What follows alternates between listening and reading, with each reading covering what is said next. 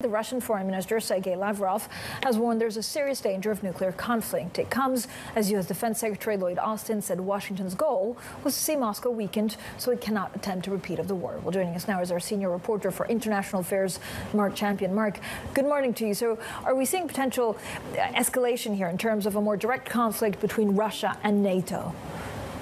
Well, we're sort of edging in that direction. I mean, you have the Americans saying publicly what perhaps they've been talking about behind the scenes for some time, but that is that part of their goal here will be to degrade the Russian military just so that they just aren't capable of performing this kind of operation again, whether it's in Ukraine or elsewhere.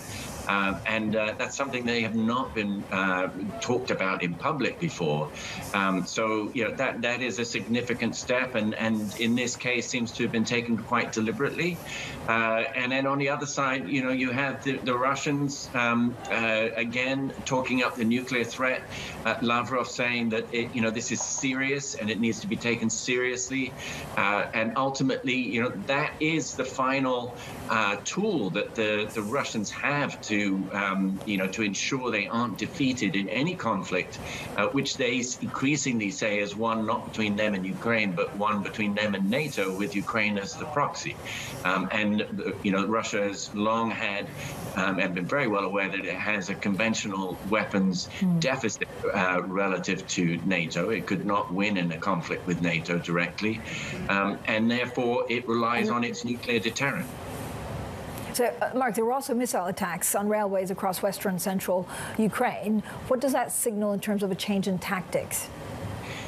Well, it's essentially you have this build-up and a long front in the east now with a new kind of campaign there.